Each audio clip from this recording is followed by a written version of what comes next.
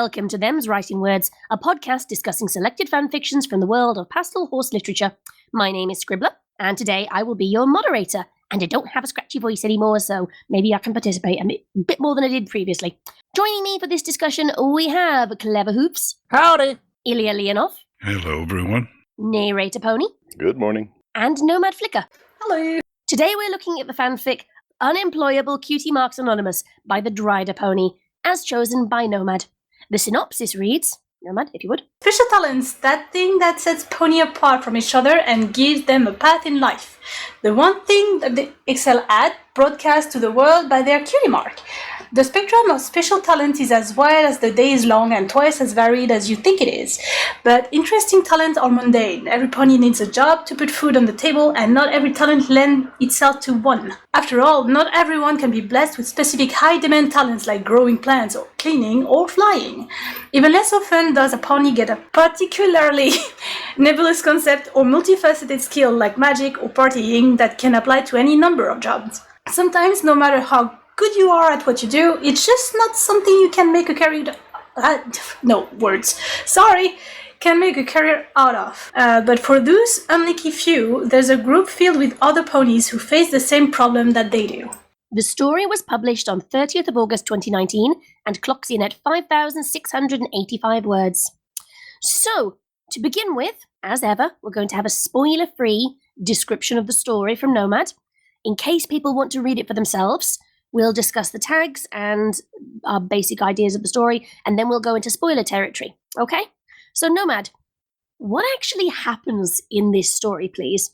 Spoiler-free version. We're in Canterlot, and we follow Melodious Memory to a meeting for ponies whose talent and cutie marks are harder to adapt to everyday life and work in the land where they're dictated. Whoa, hang on, what the fuck did I write? Sorry. Oh my god, I can't even read myself. You know what, I might leave that one in. Yeah, it's screw whatever I wrote. Melodious Memory, just going in Canterlot to meet with other ponies who are unlucky in their talent. There we go. I don't care what you say. I'll just listen to it all day. That's such a beautiful voice. That's a lie? When the accent is not fucking me over? You're doing great. You are doing brilliant. You're doing better than any of us on our first goes. Although this is your third appearance now, so one of which will never see the light of day. So sad. Right. So, tags. Do we believe they are accurate? It's listed as comedy and slice of life. We'll start with you, Ilya. What do you reckon? Comedy and slice of life. Do you reckon that they are accurate? Slice of life is very accurate. This is the slicest of life I think I've ever seen in the story. And it's funny in places. Yeah, sure. I think those are probably pretty accurate. Neighrator, what do you reckon? Slice of life, certainly. Comedy is subjective, but this one is both of those tags, yes. Clever, what do you reckon? I agree. One of the, actually early on, I felt I don't know if we're talking about stuff that happens or not, but there's a scene early on that actually tickled my funny bone pretty good. So I it's definitely slice of life. Like that was when I was reading it. I don't often read tags before I read because I know you like to ask this question. I'm like, this is slice of life. It better be labeled slice of life. And yeah, it's slice of life. And Nomad, what do you reckon? The same as everyone else. I think I know what scene you're talking about. Yeah, that made me chuckle. I can definitely see that animated somehow. And slice of life, yeah, that too.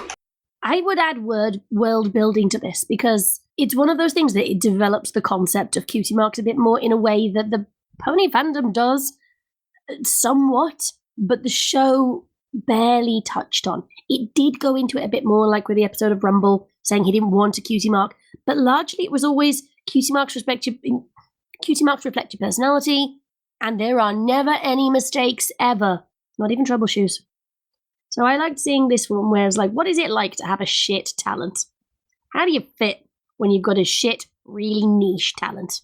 So we're going for spoilers from here on in. If that sounds interesting to you, go and read the story and then come back and join us. For now, can we have the full detailed plot summary, courtesy of Nomad? Thank you. Yes. So we follow Melodious Memory, whose talent is to remember music on the fly, although she has no talent for music whatsoever.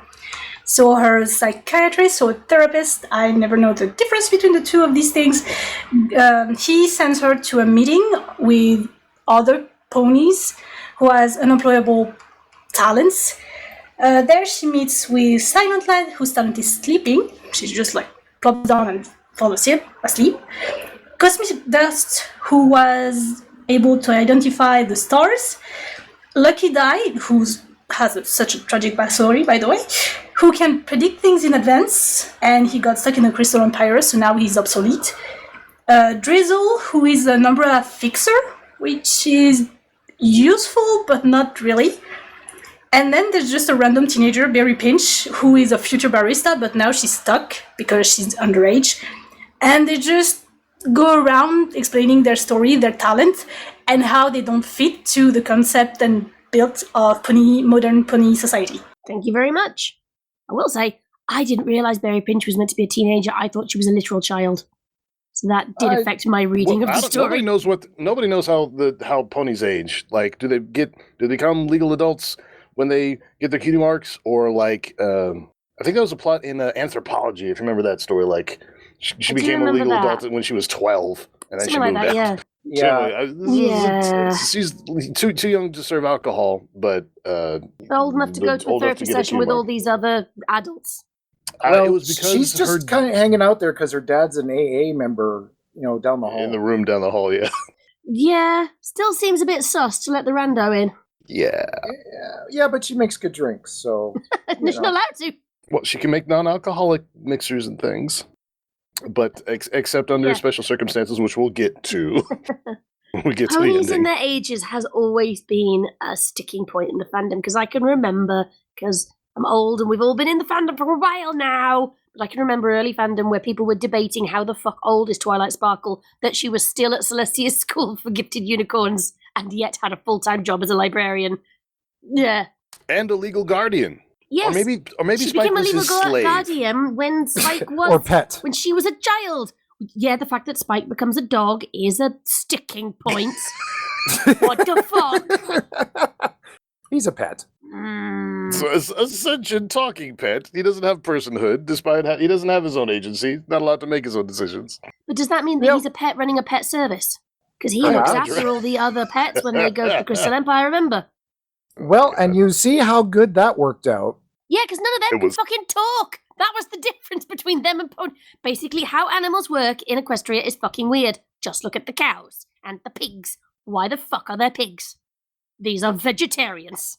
Speaking of like group therapy, remember when Fluttershy was reading? She was leading a Carnivores Anonymous meeting, and she was like telling the snakes, like, "Oh, are you sure you want to eat mice and rodents and things? Wouldn't you rather have some nice leafy greens?" And the snake is like, "I'm an obligate carnivore, you bitch! I'll die." I'm just getting flashbacks to the vegan lion in Futurama.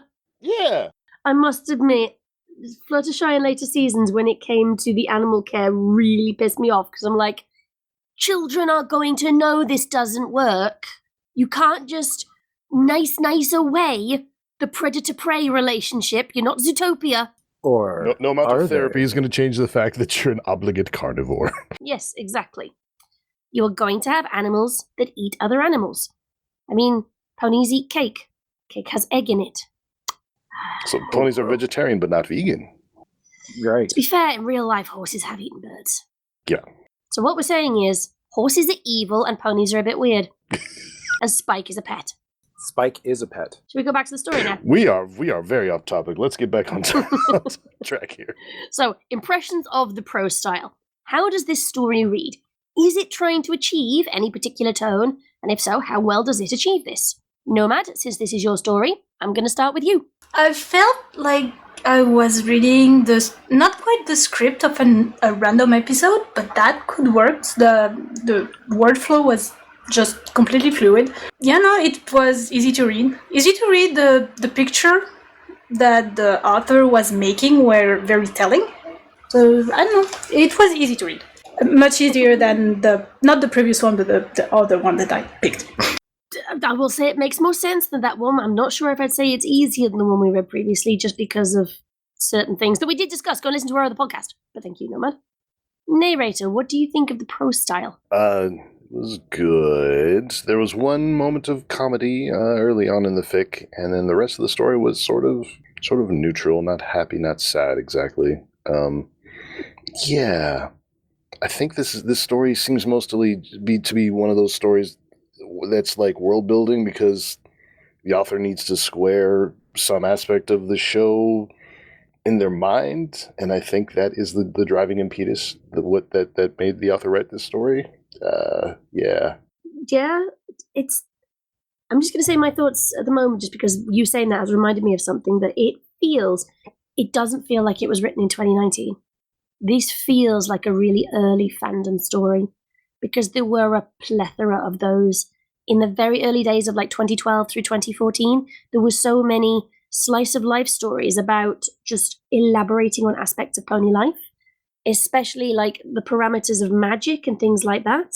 I can remember, God, I think it was 2013, a collaboration I did with Dr. Wolf, of all people.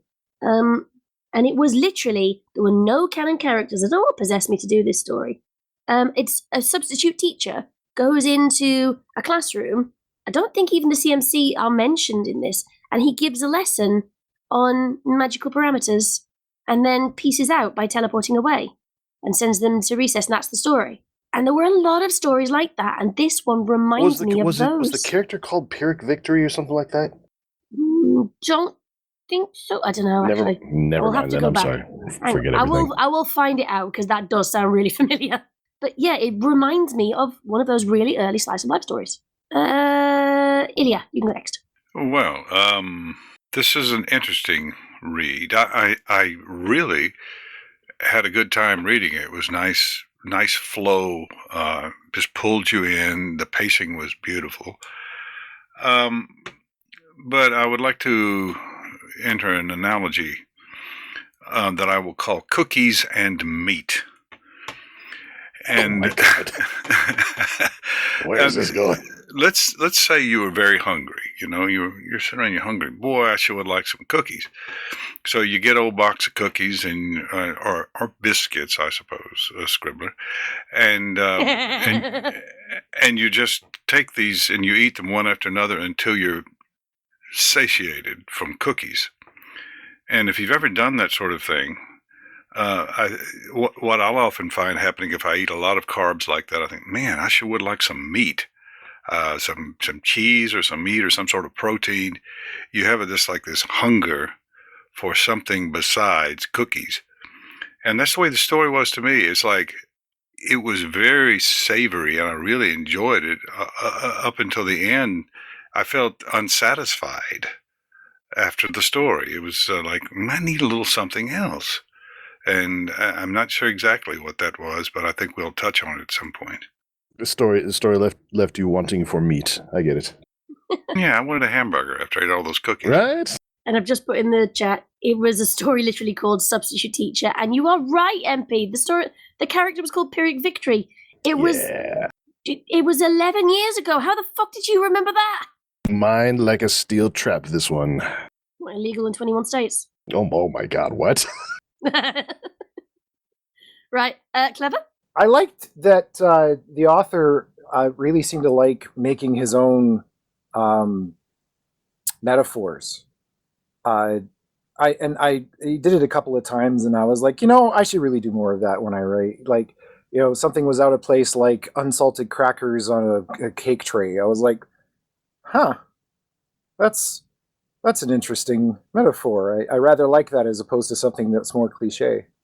So little things like that kind of stuck out at me. I don't know what anyone else said, so I hope I'm not repeating anything. I thought it was readable. I did feel that it was a bit uneven at times. There would be these moments of where he would kind of go into asides and get descriptive, and then there are other times he was just trying to hurry things along, or at least that's how it felt to me. But I mean, that's me being really picky. I think it only crops up because the story is like 5,000 words or something like that. Yep.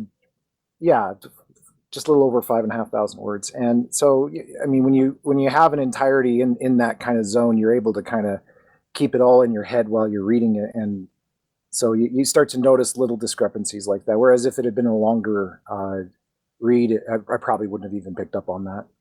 I don't know what anyone else had to say, so I can't really piggyback on that. Anyway, that's what I have to think about the prose style. Yeah. Right. Characterization. There are almost no canon characters in this story aside from Berry Pinch and Melody, who are voiceless background ponies in the show, and so their characterization's a bit more malleable. But are the OCs consistent and well-rounded? Narrator, you can go first. Is Melody She is, background yeah. character? Yeah. She's a G1 Melody- pony who was brought into the background of G1. She is a green pony with darker green hair and musical notes for a cutie mark.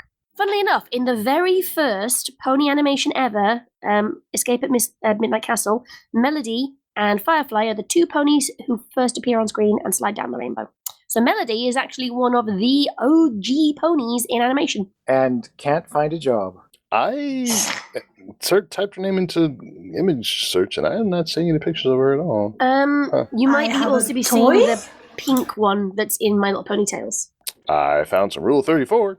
No. I think actually Uh-huh. her name might be Medley rather than Melody. Oh. Medley MLP. Try that.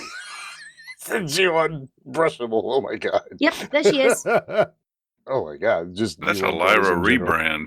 That is all I could see. All I could find. Lyra at home. And there she is in G4. Oh. I don't remember her at all. Okay. How do you She know that's didn't- her? They literally... Oh, because they showed her cutie mark. Hang on. Oh. I'll take your word for it. It's fine. There you go, with her cutie mark. Ta-da! I'm so sorry. What was the question? Where do we? It is characterization. We've got Medley, who is in canon but doesn't speak, and Berry Pinch, who appears in canon and doesn't speak, and then all the OCs. Characterization is I feel like we had kind of a motley crew cast of characters. I feel like they were believable in this scenario in this moment. Anyway, yeah, I'm fine with it. Is there anybody who stood out to you? And you thought, I'd actually like to see a bit more of this. I thought Berry Pinch was probably the most interesting of the bunch. I think mostly just because, I kind of she's like a sassy child. I kind of picture voicing her with like a rough New York accent. I imagined her with horse. your voice. I know it was really bad, but I imagined her with your Danny DeVito voice whenever she spoke. Say okay. So that's kind of how I played her in the head. So she was probably the most interesting of the bunch, despite being like canonically 13 or whatever. Oh, Christ. Nomad, what do you reckon about the characterization? At first, I was afraid it would just be trope characters. So, like, you're the angry one, you're the foreigner, apparently, you're the old one. But I felt they were. What? in the UK right now. What? You're the angry one. You're the foreigner. Apparently.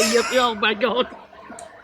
It's a big thing. Usually, it's in cartoons, especially made for kids, not like older kid like Steven Universe or All House. When you go a little younger, they need to have characters that are easily identifiable for little kids, so they can always just my brain. You know what? That's probably that as well. But somehow I feel like their tropes went with their point, like the obsolete part of it, even though I feel like Dust and Die, like the two guys, were kind of the same problem. Not quite exactly the same, but kind of the same. But other than that, no, it was fine. Like I feel like they bounced off each other pretty well. Do you think that the OCs sounded like they belonged in the show? Like, did they sound like other residents of Equestria? In fandom Equestria, definitely, because people put so much more thoughts into the inner working of Equestria. In the show, I could see Dust, Solar Dust, the old guy. I completely forgot his name and I lost my paper. Cosmic I could Dust. see him, Cosmic Dust, thank you. I could see him just go around and yell at Twilight. I really liked him. I'm just gonna butt in and say I really liked him, and just the thought of him trying to like mock Princess Luna, I would love to hear someone trying to do that, regardless. I thought that was funny, that he was just so mad that she even exists and can just like, screw up the night sky, whereas he'd been like carefully charting it for you. I felt his pain. I love Luna, don't get me wrong. Like Cosmic Dust could eat my dust. I would pick her 100 times out of 100, but I loved his indignation with her, and how she could just like wave a hoof and like basically ruin him. And I loved it. Well, I was here for it. Then, Clever. So, what do you think of the characterization of the OCs and the heretofore voiceless canon characters? I had zero sympathy for the kid. I just, the kid bartender, it's like, well, you're clearly set for life once it's just for you. This is a temporary situation. This is not like, like that kid really didn't belong there as much as they felt that they may have. And I liked that the author included the character because they were kind of mischievous and interesting. But in terms of like, if we're looking at any kind of realism, like, yeah, that character shouldn't have been there. And if anything, them complaining would have just made everybody else feel worse, because it's like, well, kid, you just got to wait like a couple of years and you'll be fine. In fact, you'll probably be ridiculously successful and probably the cause of your father relapsing.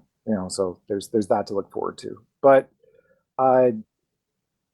the others, I felt like I wanted the Cutie Mark Crusaders to come in and just like save them all, because it's like, I feel like with enough ingenuity, like especially the prognosticator, like I feel like you could be completely invaluable. You just got to find your spot. The only one that I really didn't feel that way about was the one that could like sleep anywhere. Like, yeah, valuable as a soldier, but they don't strike me as a soldiering kind. Maybe as, they could be retrained as some kind of like special reconnaissance, secret spy kind of thing but yeah, I don't know. Like Starlight's whole, equal village kind of proved that, ponies can do other things, even if they're not necessarily the best at it. So it's like you should be able to find work. It just may not be work where you get to use your special talent all the time. Oh, that's a good point. I didn't think of that. No, the fact that it's apparently super difficult for ponies that don't have a special talent in something to do literally anything else. That's a good point. That episode. So yeah, maybe it is more difficult than it seems at first glance. So it's like, yeah, just apply yourself and learn how to play an instrument, lady with a perfect musical recall. Well, like maybe they can't. Well, no, not okay. So not quite like that, but like, like there are there are waiters, there are this, there are that, like the bellhop guy, like it's like you may not be like doing exactly, your talent, but there are lots of, like, you can't tell me that every guard has a guard cutie mark. Like they're just, I mean, I don't know, maybe they're just all clones. I guess there's that theory, but I mean, like it doesn't necessarily mean, like maybe you got a cutie mark that means you're a good flyer, but that doesn't mean that, like, maybe flying might be incidental to what you do. Yeah. Like Derpy, what is that cutie mark? We don't know. The fandom decided it means that she was abused as a child and distracted herself with bubbles. Well, that's ridiculously traumatic and sad. Have you never read Bubbles? I did a story on that, yeah. Yeah, I'm sure you did a reading of Bubbles earlier. Yeah, I did a reading of that. Well, Clever, you need to go and read Bubbles. Do I need to? Yes, it's pretty sad. It's very sad, but it's also it's sad in the way that My Little Dashie is sad. Early fandom, you will feel sad, rather than it's quite overblown and not believable, and a really good window into what early fandom was like. Ooh, maybe that should be the next pick. I was just gonna say, maybe. Unless it's too dark. I don't think so, compared to some of the stuff we've looked at. Well, relating it back to my point, I mean, now she's a mail carrier pony. Like, clearly, I don't know how we connect those two. Not a very good one, though, right? Clearly. Well, but Hang she's on, still isn't she a employed. delivery pony at one point? I swear she was helping somebody move house when she dropped an anvil or something on Twilight. I think that mail thing came from the fandom, didn't it? Yeah, the mail pony thing came from the fandom, But it made its way into the show. became canon in the 100th episode. Or maybe That's it would what have I been a thought. different one, but yeah, she was a random background character, and she was a delivery pony because she was always featured with raindrops, and then it became Dr. Hooves purely because in fandom she was always paired with Dr. Hooves. Mm-hmm. Yeah, it So- was one of those slightly incestuous, the show influences the fandom, which influences the show thing. And art versus, and the art versus the viewer versus art versus all of that. But she's employed. I just think if she could find a job, anybody could find a job. I'm not suggesting Somebody's got to make the hay fries. Yeah, exactly. AI hasn't taken over Equestria. These ponies should pull themselves up by their bootstraps. Is that what you're saying, Clever? No, they're completely deserving of the group that they're in, and I think that the frustration that they feel at not being able to meaningful contribute to society with their celestial purpose, I think is completely valid. But that they can't find meaningful work just doesn't make sense to me, I guess. Is it canon that multiple ponies can have the same cutie mark? I don't know about the same, but similar. I've never seen it, but the guard comment. I There's a remember. dark fake. Look, every once in a while, ponies will be born with the same cutie mark, and then a shadowy organization comes and murders one of them in their crib. Because there can be only one. It's a Highlander. In the beginning. situation. So are you going to write that one then, MP, and then I'll adapt it? Sure, I'll put it in the pile with the other list of great ideas I'll never write. I mean, you wrote Tick. You can write me hang on, make me the assassin. I'll murder you again. Oh God! You want to murder some children in your sleep, Scribbler? I mean, Oh, what was that? No, what was that one movie from the early 2000s? Ultraviolet, I think. And it turns out there can only be so many people, and so when you're people's family members disappears, it turns out they're just being reborn because there's only so many didn't know souls or that. something. I'm pretty sure that was Ultraviolet. it might well have been. Is that the one with Famke Janssen? I don't fucking know actors' names. I don't know. You remembered Pyrrhic Victory from a fanfic reading I did nearly That 12 was years fan ago. fiction, Oh my god. and it was written by my favorite person, or was read by my favorite person. Say, who's the author?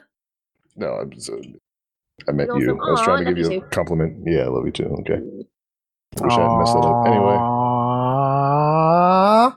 Sure upset. Anyway, That's so Bubbles. cute. Bubbles. Where the hell were we talking about?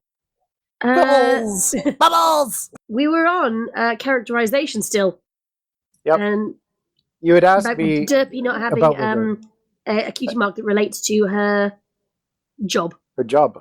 And I was just saying, characters are fine. They're Motley Crue. They're great. My issue with the story goes into that there's no reason that they can't find some kind of job. I think that it makes more sense that they're commiserating that their cutie marks aren't economically viable, and so that they have to take jobs that, leave them feeling unfulfilled, and that they really can't, use their cutie marks to any real benefit for others, like most other ponies seem to be able to. And I could definitely, that would make sense to me.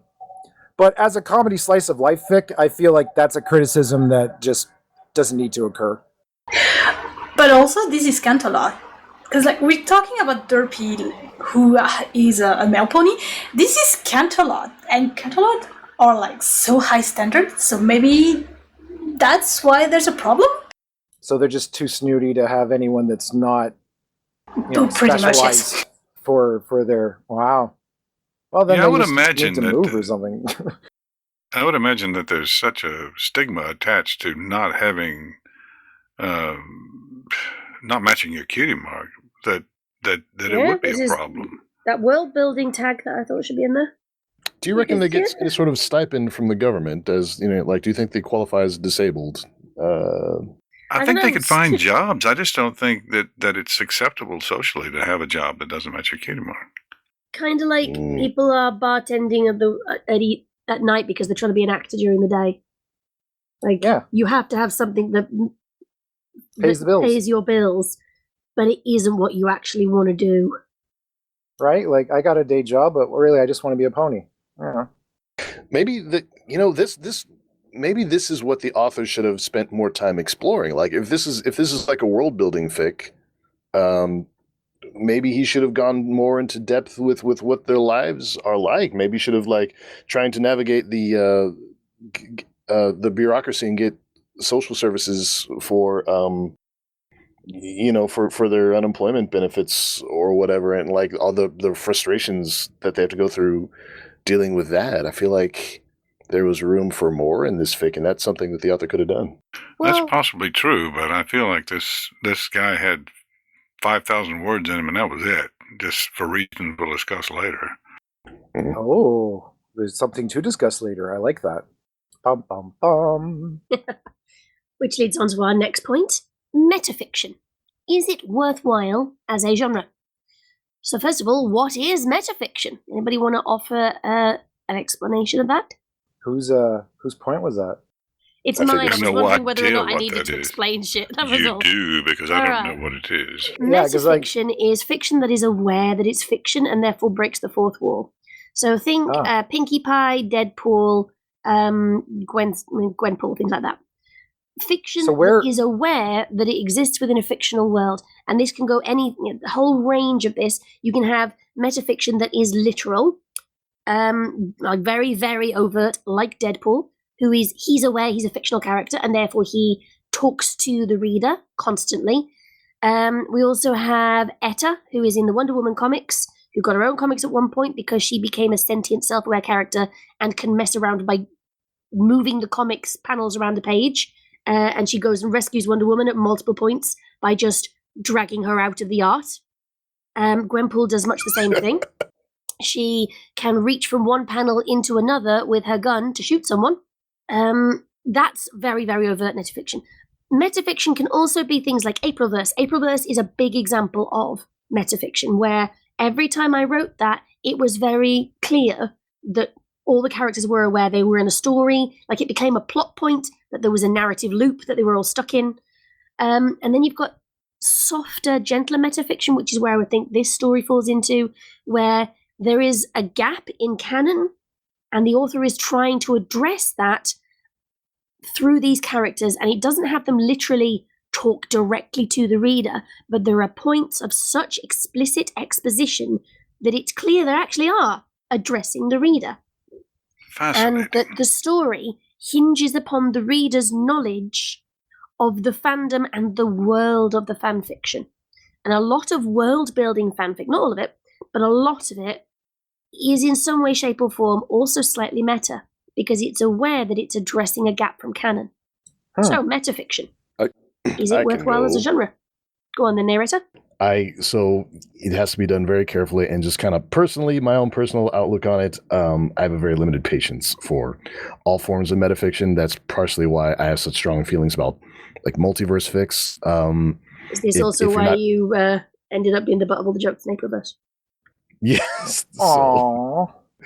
Don't feel sorry for him. He's got a nice butt. It does sort of, if you're not careful, it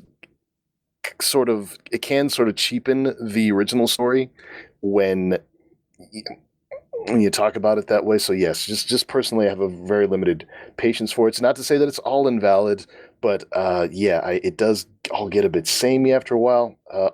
Maybe a good example is MCU humor. Yeah. Okay, so like Into the Spider-Verse, like that whole thing, like they talk about their canon event. It's like, oh yeah, this is his canon event. They're talking about like somebody's dad fucking dying, right? So, but everybody talks about is like, oh yeah, we've all had our dad die. So everybody in the multiverse, that's their whole thing.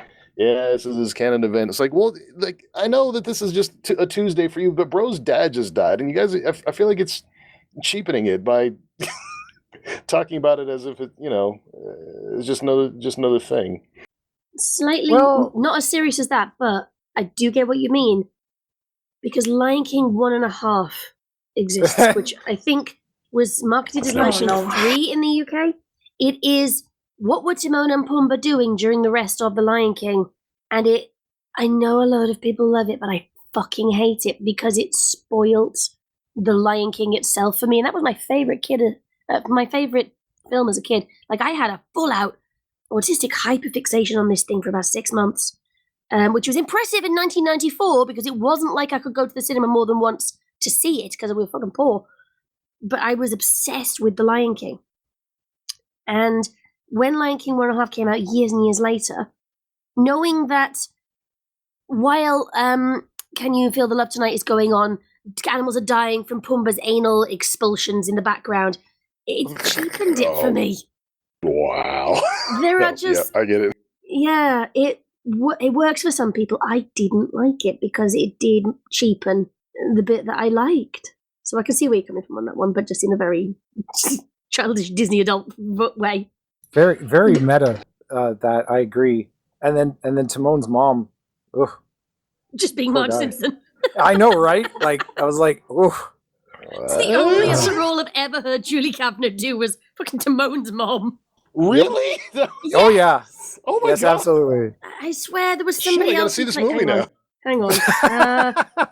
Lion King 1.5. I swear somebody else played his grandfather as well. Oh, Lion King franchise.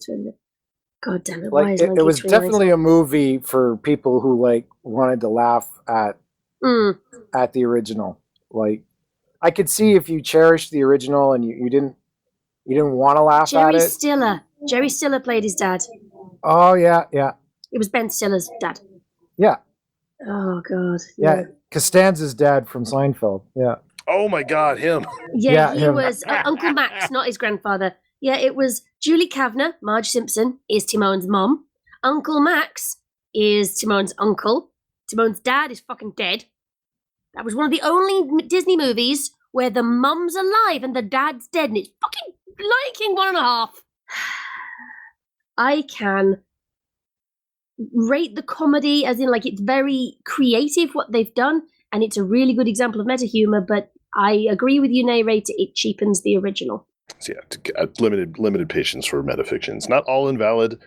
Even like world building fics are certainly not invalid, but yeah, well, like Ilya said, for one thing, it left me wanting a hamburger. So, how do you think this fic feels as like metafiction?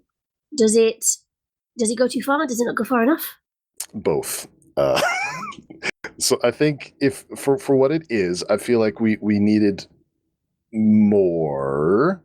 Like I said, maybe them trying to navigate the bureaucracy or dealing with their day-to-day struggles, or maybe like they could do a Rudolph the Red-Nosed Reindeer, and it turns out their hyper-specific talents are actually super in need, and like a shadowy figure comes out of the alley and says, "I'm putting a team together." And I feel like there's a few more directions they could have gone with this, and we simultaneously had not enough and also too much of the wrong thing. I have a question about metafiction. I was trying to get in there, but somehow my push to talk was disabled. Is it okay if I ask? Yeah, go for it. Is anybody here familiar with Madoka Magica? No. No, Yes. I don't know it. Sounds Okay. tasty. Wow. It's an anime fic, and it basically takes the magical girl genre and Make it Kinda- murderous? well, it takes all, deconstruction. yes, it's a deconstruction. So, and it makes you look at it from a let's take it seriously, and it's instead of being fun and amazing, it's actually very dramatic and traumatizing. And so, is that metafiction? Is deconstruction metafiction? Good question. With Madoka, I don't think so. It's more like, okay, there's this thing, it's like a gender bent kind of version of Magical Well, Girl. Like, how is it it's gender kind bent? of because you make it horror. Sorry, it's not- Madoka is horror. Like if you compare it to Genre Sailor Moon, bend. Sorry, yeah. yeah, that. I don't think Madoka is metafiction. Personally, at least. It's like, okay, there's this concept of magical girl. What if it's not good? or not Yeah, like interesting. rainbow and pecan and Well, yeah, talking cute cat. Well, yeah, like I mean, they're basically, it's like, what if, like, I mean, for the magical girls, everybody knows, like Sailor Moon. Like, what if Sailor Moon, like, what if we took this more seriously, and we look at, you're asking girls to go fight in a war, essentially, and there's like all kinds of trauma and things that should be happening with that, and what let's explore that. So it's a deconstruction of the genre, and as I look at some examples of metafiction that we were talking about, it got me wondering, is when you deconstruct something, is that a form of metafiction? Because you're relying on source material, and for people to really get what's significant about it, you have to be familiar with the source material. So like Buffy the Vampire Slayer, for instance, is sort of a deconstruction of classic horror tropes. And is that in itself a form of metafiction? Yeah. What's the other one? Scary Movie. Cabin in the Woods, right? Is that a deconstruction? And Yes, does that count that as is. metafiction? It is very meta. Joss Whedon, who wrote and directed it, said it was a love letter to all horror movies from the 1970s when slasher fiction and splatter fiction and things started coming up. And it's crammed with little side flings to various different horror genre staples and tropes. And metafiction is very much interrogating tropes on why they became tropes and subverting them in some way, shape, or form. So yes, Cabin in the Woods is excellent metafiction because it's also a story as well. That I even would if you imagine. don't know anything whatsoever about the horror genre, you can still enjoy Cabin in the Woods. So is that maybe the great distinction then between, or maybe not but maybe a distinction between different levels of metafiction? There's extremely derivative that is in the same universe as existing fiction that's metafiction, and then there's metafiction that really relies on you having a knowledge of the existing canon of the genre, but is looking to subvert it, but have its own story, like its own universe. Is that a fair distinction then? I would say so. Because I have to say that I enjoy the first, but I love the second. Does that make sense? Like I enjoy Your mileage may vary type thing.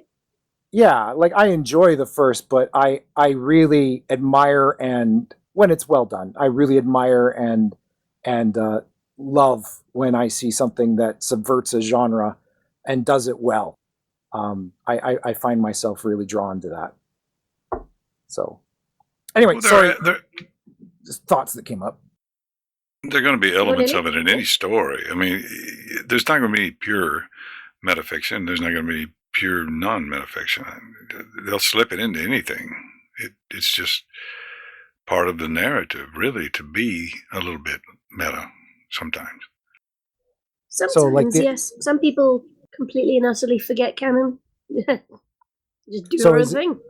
Is that the idea that, to be literate, you have to be familiar with a canon of, literature, to I would pull say from? that good quality fiction requires a level of meta knowledge, and that anybody can write fanfic, but to write good fanfic would require some meta knowledge. Excuse me. I'd like to interject for a moment, Scribbler. You Go have on. not finished My Little Pony G4. You have not seen all the episodes. Counterpoint. I you have write actually excellent read the fiction. scripts, though. You've read the scripts, but you haven't watched them? I needed to for Friendship is Tragic 2. I didn't want But to. you didn't have time to watch all the episodes, so you read the scripts? I read faster than the Oh episodes my would go. god! I'm learning this now? Are you really surprised, considering you once tried to play all through Kingdom Hearts, only to realize I'd Yeah. only watched the cutscenes and my written God. 600,000 plus words of fanfiction about something I'd never played? Not surprised at all, actually. That's amazing! I'm sorry. You pay me so I'm much for sorry. compliments. That tickles me so much. Whoa! That's I great. didn't I finish don't the know last you for who season. I am. Well, you You- didn't miss much. I don't know. The bit I've seen up to, I saw her up until the school appeared, and then I've watched odd episodes since then. And the school The thing school just turned me pissed off of me that off. thing. Yeah, I didn't Me like too. the Student 6. And I resented that so many episodes were being directed to them. And just, I don't know, certain bits of characterization just made me feel like I was in that episode. I was one of those ponies yelling at the main 6 that their characterization was off in the Friendship Journal. I felt like I'd become that, so I stopped watching. It's like, Fluttershy, that episode you are was very meta, so wasn't it? knowledgeable about animals. Stop trying to make the obligate carnivores vegan. Your Yeah, the mood show board itself- is not a plan for an animal park. This is not an animal sanctuary. That is vibes. Listen to the fucking experts. Don't make The show your itself was- episode all about ignoring experts. That's how we get sh- RFK Jr. Oh, tell us how The you show really itself- The show itself started to get sort of meta towards the end there, didn't it? feel. Yeah. Yeah, I forgot that's about the, that. Yeah. the whole incestuous show influences fandom, which influences the show thing. And then even the show seemed to resent that it had happened. What do you mean, that's true. my character? This is my life. It's not your fictional character. Please don't bring this up. This is a little bit too meta, M.A. Larson. Stop yelling at the fandom. They have the monies to buy the stuff. I will say that I agree with you entirely about too much time spent on the Student 6. But there's this meme that goes around that I always laugh at every time I see. Because, like, you know, in the first season, you've got, well, you can't learn friendship at a school. And then you've got, like, the last season, we need a school of friendship. And, I mean, Yes, trust Twilight to fucking turn it hated it. into a curriculum. The You know, whole idea was that friendship is a holistic experience that cannot be taught by academia. So let's make academic studies on fucking friendship. Doesn't work. It annoyed me. And also, why are the main 6 all teachers? Why? Because They were established to have their own jobs and careers. And quite frankly, I don't trust Fluttershy to be a good teacher. She doesn't even know but what she- obligate carnivore is. But she cares. Have you never heard that it's all about the relationship? You just need a relationship with your students. That's all you need. No, that's illegal. Not that kind. Dear goodness. Phrasing. I think that was a joke in the show too. Like Professor Applejack, and later every time somebody stopped by her classroom, it was just apples. I mean, if they're going to make them teachers, there was so much stuff they could have done with them going, why the fuck are we teachers? How do you... Okay, let's take the Friendship Journal, which we have as a resource. This should probably be required reading. And then have the students say, well, on this adventure you said this. Oh, did I? Okay. Rather than apples, here, make a snake a vegan. Well, what does any of that have to do with friendship? Do they teach regular things at the friendship school? Do they have to learn to read and write? Is literacy and numeracy even a thing? Bah! All good questions. Throw it all in the bin. In the bin. I think that's a hot button. I think that it's been pushed. We pushed a hot button. think there. so? And you wondered think why so. I haven't watched past that bit of the show. So is Miss Cheerlead now out of a job? Is that No, Also, definitely a not. question. Oh, another good question. Yeah. She gets to teach all the students that don't make it to the friendship school. Like, you know, Which is just how we get a 2-tier education system. Well done, Twilight. You invented classism. oh, she didn't invent it. That was there before. No, it Yeah, was no, she just racism confirmed before it. then. Now it's classism. It was both. Filthy Rich and Diamond Tiara. That was all classism. True. Okay, so now we've got a new form of classism. I mean, the racism was definitely implied by Chancellor Naysay. That was about the only thing that I did like, was having a character who wasn't all happy, smile, and would come into things and be an antagonist for reasons that felt natural for a pony to go, ha, these things prey on us, what the fuck? Them big claws, they're not just for catching wabbits. Also, Fluttershy had the wabbits. Kill the wabbit. Don't you worry, she can make any obligate carnivore into a vegan. All the bunny onnies are safe, and therefore will populate out of control and decimate Equestria by having no grass left. Read The Death of Grass, it's really good. We already know that they're on a bent for world domination, but I will say that having the voice actor from Brain as from Pinky and the Brain, Maurice LaMarche, to be Naysay, that was chef's kiss.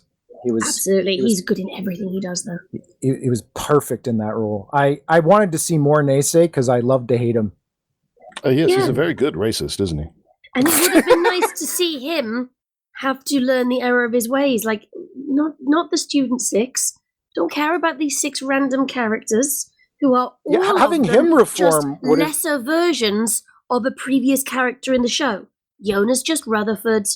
I can't even remember. What was the Griffin called? He's just Gilda, but blue for some reason. No. Gallus. Gallus, right, yeah. Gallus is just Gilda, but blue, and has a dick. Or cloaca, I don't know. They were just shits. Whereas seeing Naysay have to realize that racism is bad, actually, that seems like a pretty good lesson for kids. Well, and adults, too. Well, adults too, but it would be nice to have kids who are exposed to racism at home a lot have a show go, sometimes the adults aren't always right, but they can learn. That's right. But instead, no, let's have lesser adventures with the, what do you call them? The Student 6? Simulacrum 6. Simulacrum. That's a mouthful. I panicked. When Scribbler panics, large multisyllabic words come out. Fuck thee off. Fuck thee off. Should we actually get back to the story? It's been about 20 minutes since we started this rant. Probably. Oh, right. no, certainly. Anybody else got anything to say about metafiction? Or have we finished with that point? I'll be honest, I threw that one in there thinking it would be just like yes or no. Oh, well, no, that was a good talking point. Well, let's see how the next one does then. What are our ONOC's talents based on our cutie marks? And would our pony soners end up as a part of this group? Clever, you can start. What is your pony soner's cutie mark? Well, he's got a graduation cap and and tassel and diploma. So what would you say your pony soner's, separate from real life, what would you say your pony soner's special talent is based on that? Well, he values education. So learning comes easily. Oh, no, is he going to go and work in the School of Friendship? Well, he values education. So he'd go and reform it. Yours might be the MVP of the whole fucking world. Maybe. I don't know. He values education. I've always kind of thought that actually his special talent wasn't specifically learning, but rather pattern recognition. And so he's just very good at pattern recognition. So his special talent is autism? In essence, yes. In essence, yes. His special talent is autism. You thought it was a super special talent, but it was me, autism, all along. It was autism all along. Man, I would have got away with it too if it wasn't for you meddling autisms. And Scooby-Doo. To my knowledge, 3/5 of this podcast are autistic, so... Here we are. Yeah, here we are. Okay, so yeah, that's so would that's you what reckon he would end up in the Cutie Marks Anonymous, or would he find work in Equestria? I'm pretty confident he'd find work. Whether as a teacher, as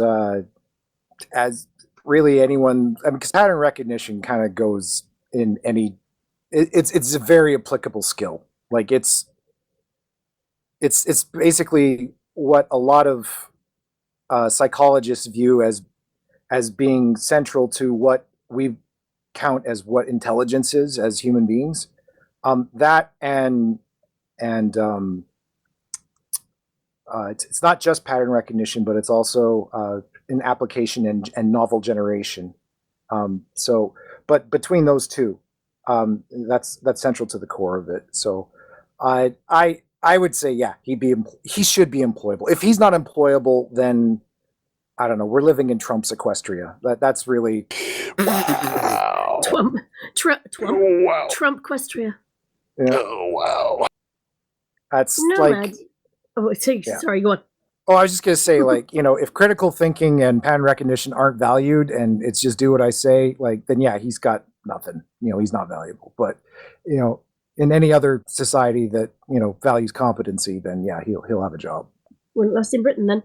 Nomad, you haven't spoken in a while. What is your pony Sona's cutie mark? No, I'm just listening to everyone.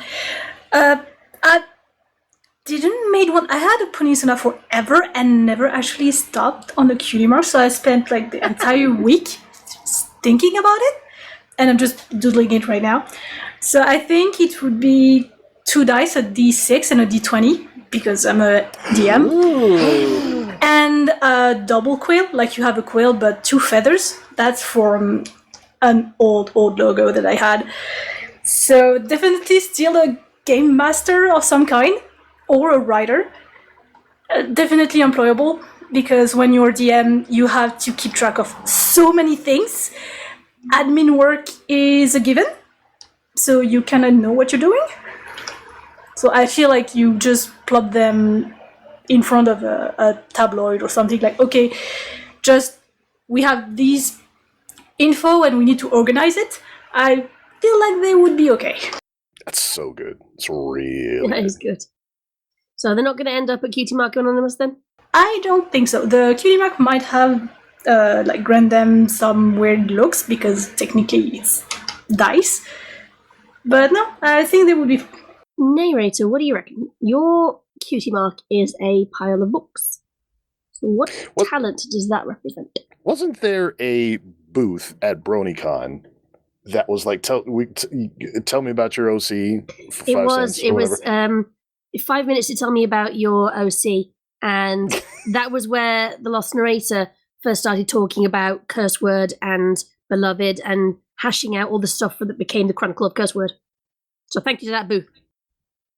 Fascinating. That's an interesting idea for a booth. Is that true? I'm learning this for the first time. That's crazy. She'd already written The Tale of the Lost Narrator, and I think she'd written Beloved, but she was talking through plot points and things that she had not yet written to this person, and was hashing stuff out in this conversation. I remember seeing the pictures of it. So, yeah. Fascinating. I remember sometimes the best thing is just to have a sounding board of a person. Did they charge? I think they did, but I think it went to charity. Fascinating. What a great idea. How wholesome. And I mean, so yeah, sometimes the how can you fandom tell? can be. How can you tell that you're autistic? Just someone wants to talk about my OC with me. Let's talk. It's perfect. The booth was like really like, it was done up in the style of like Lucy's like psychiatric help 5 cents booth, like scribbled in cardboard over the thing. It was very charming, very wholesome. Anyway, yeah. What was the question? Oh, my cutie mark and my pony. Yes, my OC's. I didn't have. Oh my god! When I was first getting into this fandom, I had no friends at first. I didn't have anybody to help me like workshop stuff. So I just kind of it ended up with very generic cutie marks and an extremely generic pony design. So yes, my. I'm so sorry. I can do words. 1 second. My pony Sona's name is Cliffhanger. And he's like a generic sort of storyteller. His cutie mark is just sort of books, and the one book is stacked across the other. Xena has told me before that it looks like books fucking. Of course, Xena would say that. Yeah, that's what Xena would say. Now nobody's going to be able to look at your pony Sona without seeing that from now on. I think he sent me fan art at some point. That's like, oh my god, that's like. Well, yeah, we'll see how I feel about it in a minute. But it's like ponies that are the same color from the show that are the same color as my. As the books in my cutie mark, and they're all in a orgy. I was trying to think of a nice way to say that, but yeah, I think I've got that fan art somewhere. So you yeah, need to show me that if you find it. Oh, I'm sure it's around here somewhere. Yeah, that is my pony's name and my cutie mark. He's employable, I think, canonically in the fanfictions that I've wrote. He eventually finds a job like at the local library, telling stories to kids and just kind of helping out with putting books, doing librarian type tasks. So he's employable. So he's going to be the new librarian after Twilight got fired for blowing up the previous library. For exploding the previous library, yeah. So we have it's an opening, definitely a fireable actually. offense. Mayor's like, yes, we have an opening, actually. Our Yeah, it's a last big fucking library fucking was hole in the ground. exploded by our last librarian, so... And we made her in Monarch. So, yeah, there's room for growth. So between you and Curse Word, the library is fine. Yeah. So you don't reckon he's going to end up at Cutie Marks Anonymous then? No, he'll be all right. He'll land on his feet. Also, my personal headcanon is that they actually pay a livable wage in Equestria, so even having like a part-time job like that is more than enough to get by. That would be nice. Oh, Cutie Mark bureaucracy is just Twilight going, what the fuck? Why do we not give healthcare? What is this lack of maternity leave shit? Celestia, what were you thinking? Right out. Just because you can never give birth doesn't mean other people don't need to. Wow. Right. I've kind of saved Ilya for last because, Ilya, canonically, your pony always wears trousers. And therefore I have no idea what your cutie mark is. That's a good point. What is your pony's cutie mark? And I didn't ask this question just to find out, I swear. Totes. I think she did. Well, there are some interesting points here. First of all, it is quite possible that I may be the only blank flank alicorn in existence. Ooh. It's possible. The reason I say it's possible, I got my my pony. What do you call it? Ponysaurus, yes, that's the one. Ponysona. Anyway, it came from a vending machine in Second Life. You put a few, you put a few lindens in the vending machine, you get a pony avatar, and then you buy clothing at another vending machine and put that on. And by the time I had the pony and the clothing on, I didn't think about cutie marks. I mean, it wasn't going to show, so I didn't think about it. Thinking about it somewhat, I think that if I had a cutie mark, it would be something for a tinker, because in my very deepest existence, that's what I am. I'm a tinker. I experiment with things and try things to try to figure out what works. I have no idea what that would be. Anybody got a suggestion what a tinker's cutie mark would look like? Gears. Screwdriver? Gears. Gears, because the gears are always turning, Ilya. The gears are always turning. Now, the interesting thing about that is, can you imagine an alicorn who is a tinker? That's frightening. Has that kind of power, and wonder what would happen if I did this, Sort of high evolutionary kind of, yeah. Kind of scary. The other alicorns are, angrily stomp up to his cabin. It's like, Ilya, did you reverse the polarity of the multiverse yesterday? Well, I put it back. I think you and Mort the Necromancer would be like besties. I think I have a feeling. You'd be like, there was a video I saw on YouTube recently of a necromancer who keeps healing all the victims of a serial killer just to fuck with him. That'd be you, Ilya. Yeah. Like the serial killer moves to town and the necromancer goes around going, okay, I've healed you, I've fixed it. Don't tell him that you died. Act like nothing happened. Yeah, but he keeps killing people. Yes, but I'll keep fixing it. And wouldn't that be hilarious if we drive him mad? I mean... So when you see him tomorrow, just act like nothing happened. Exactly. There's Ilya in the background just going, I know you all died yesterday. Just looking at Twilight Sparkle and just going, I know what you look like with that ahead. So that made Ilya fucking terrifying. That is without a doubt the most interesting origin story, Ponysona origin story I've ever heard. I don't know about you guys. Same. I picked it up in Second Life. In Second Life. Yes. State assigned to Ponysona. Oh my god, it is. Hang on. I mean, I didn't even know I was an alicorn. Optimal. Friendship is optimal, where you're just given a Ponysona. Yeah. Yeah, I mean, my Ponysona's cutie mark is a pair of quills and some stars. Mine didn't come out of Second Life. I got mine out of a pony doll maker back in 2012. And they only had certain cutie marks. I then used that same doll maker to make Tyrion Star's Ponysona for Clever. Oh, yes. I've still got the original artwork, and they only had certain cutie marks, and I really liked the one of a feather because it looked like writing, because at that point I was just a fanfic author. I hadn't done anything else, so I just saw myself as a writer. I don't know how employable that would make me in Equestria. I imagine there's quite a lot of writers about, but depending on how you interpret a scroll, it either means that I have lovely penmanship, in which case I can't write anything of myself, but I can write everybody else's beautifully, or I'm an author, in which case the metafiction thing, an April verse. Well, there's an interesting idea that you could have different cutie marks but be the same thing. I never thought about that. Yeah, that makes sense. So yeah. Can I if we're ready to move on to the next point, I could. We are indeed. Okay, can I just briefly talk about my headcanon that I haven't got around to developing into a story yet? Yeah. Go for it. But like in pondering the relationship between the pony world and the human world, there's the idea that there's a pony that corresponds to who has a human equivalent in the human world. I think that doesn't work exactly. I think humans are much more multifaceted and have many more aspects of the personality. So my personal headcanon is that there are, potentially 3 or 4 ponies in the pony world that correspond to each single human. And that would also, so that potentially also explains stories like this. Like there were some sort of leftover bits from a human's personality that don't really fit in. So I think my personal headcanon jives with this author in this particular regard. That's an interesting idea. Sorry, carry on. Well, that does actually segue quite nicely into Nomad's next point, which is, what place does the cutie mark take in pony society? So Nomad, do you want to explain that? There is 2 points to that.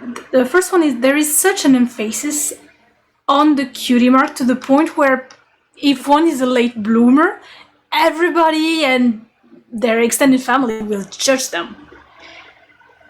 I feel like there is really like, oh, you don't have a cutie mark, you're not just weird, you're like, what's the word, a pariah, kind of.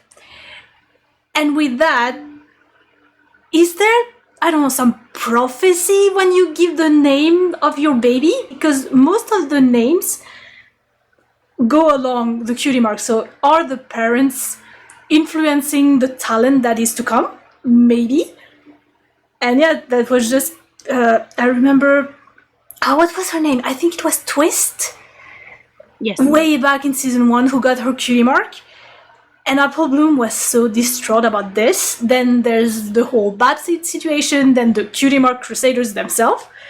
Like, why do you just get focused so much on this? You're a kid.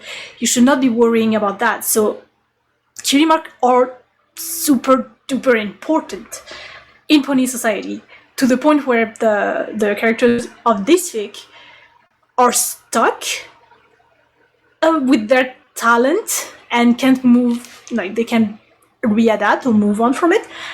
It was never really established, just like, oh, you have this random thing that appears and then you're considered differently. And I think it's one of the points from the...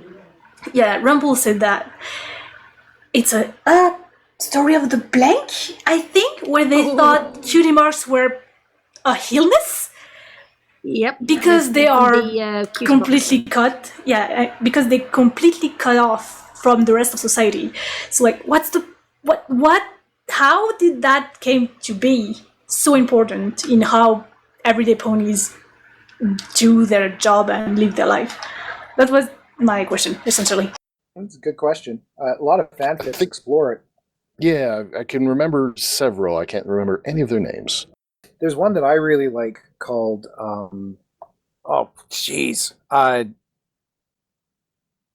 something got Mark in the name. Hang on, I'll go look it up. I love it because it centers on the only mark that matters. That's what it's called.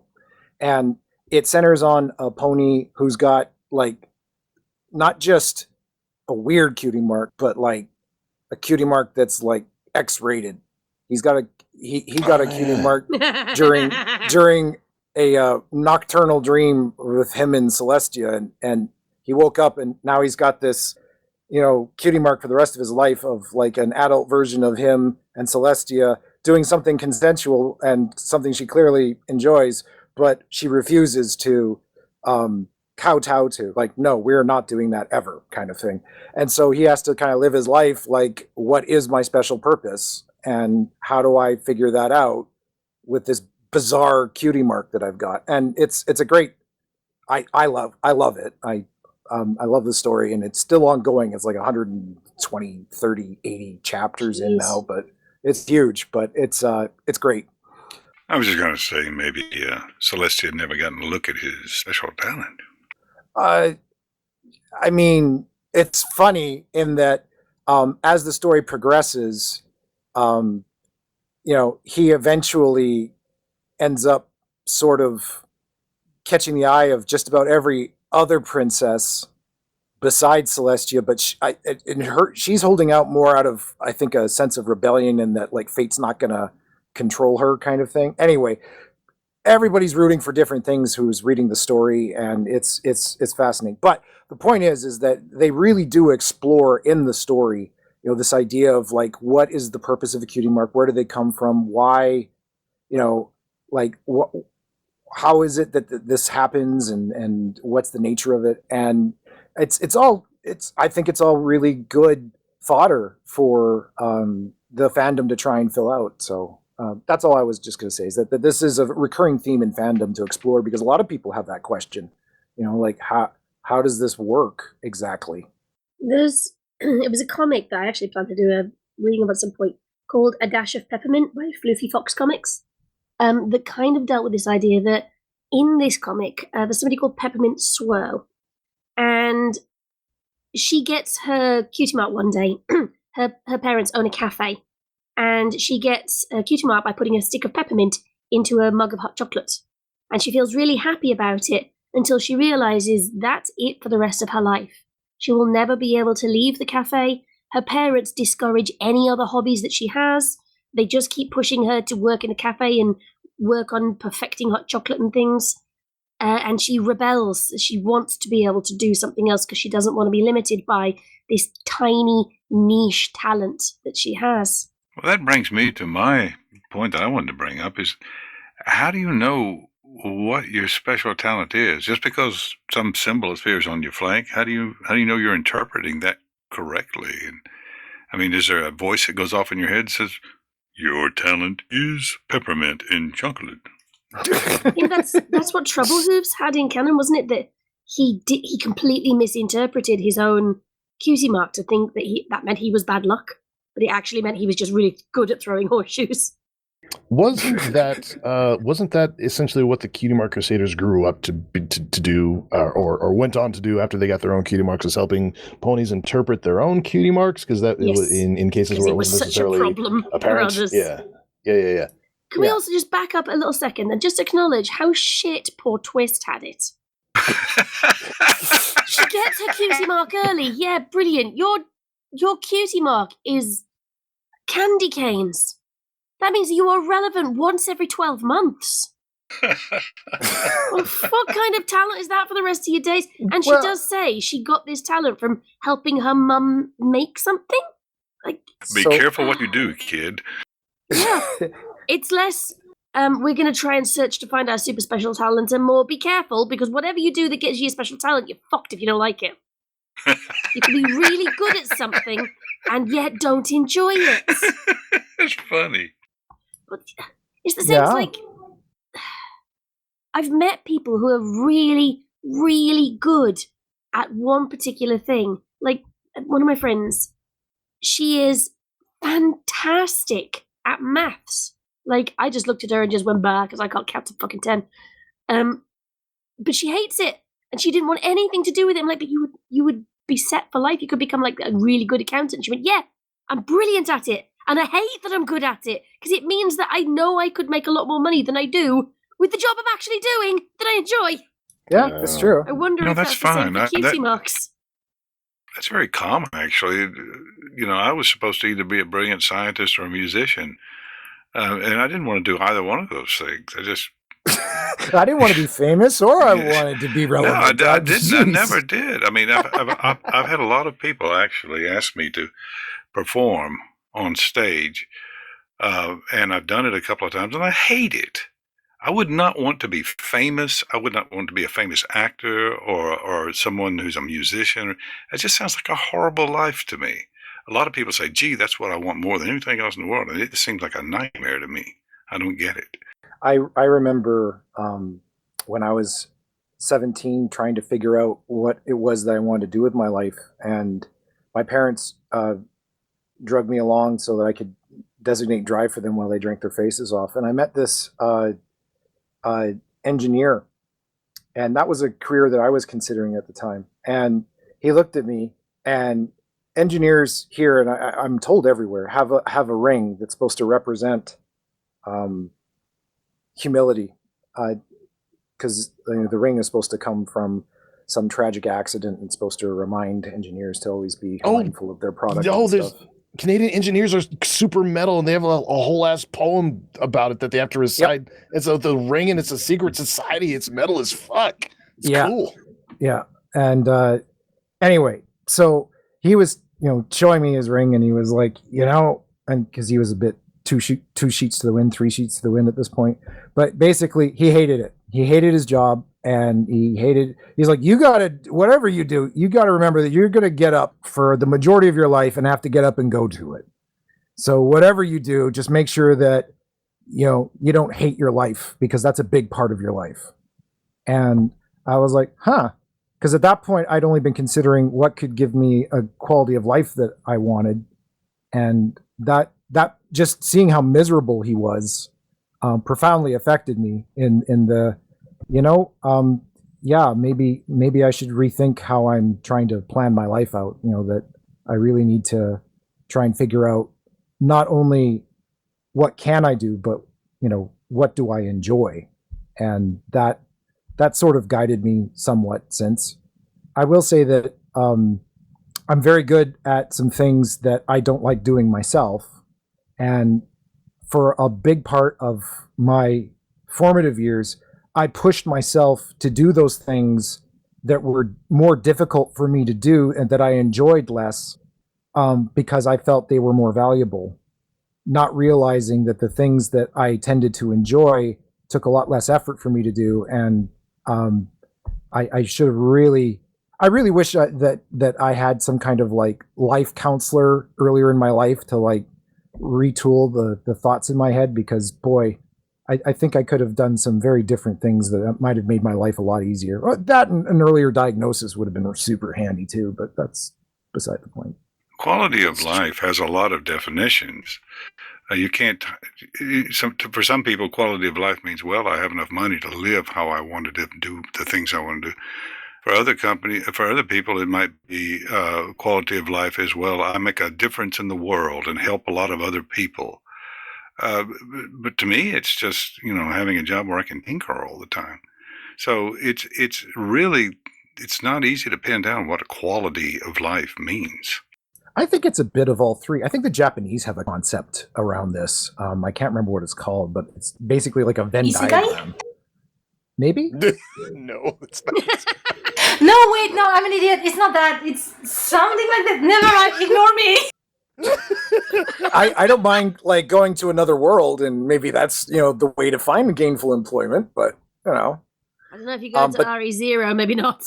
But yeah, there's like this idea that basically it's a Venn diagram idea where there's all the things that you can do, there's the things that society values, and there's the things that you can make a living out of, or something like that. That's the word. Okay. And then sort of beginning. Yeah, and so in the middle is kind of the butter zone of where you want to try and spend your life kind of thing. But the problem is that trying to figure what that is that's why the Cutie Mark Crusaders should be in there running this group, not some random guiding light person. I don't know. I feel like it's more experiential. I'm not sure a counselor. Maybe a counselor can have you look inside yourself and figure out what's important to you. But there's a lot of things that they would counsel you to do under normal circumstances that might not be the thing you really need. It's almost like you have to go out and try a whole bunch of stuff. And, hey, this sticks, like the Cutie Mark Crusaders would do with you. Absolutely. Well, they do it with themselves. It's important to them, but well, maybe they would. Maybe that's what they would do. Maybe they would get you to try a lot of different things. I don't know. I think they do. I think that's in the story, if I remember right. That's canon. Absolutely. Yeah. Right. We should probably move on if we've said all we need to on that point. I'll take the resounding silence as yes. Nom nom nom nom nom. So have we discussed nominative determinism? Nom nom. No, I threw that in while we were discussing the last point. It doesn't have to. No. Can you explain what it is? Because I think you explained this to me recently, but I've forgotten.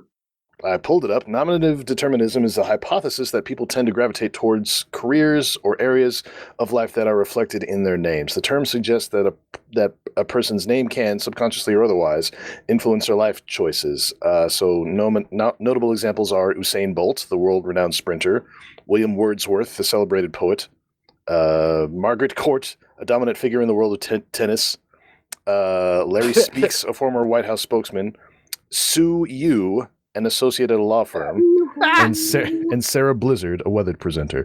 I guess I just bring it up just because there is potentially some. If I understand correctly, the science on this is still being debated by scientists. But the idea is that having a name, like if you're named Denise, then you might subconsciously want to become a dentist.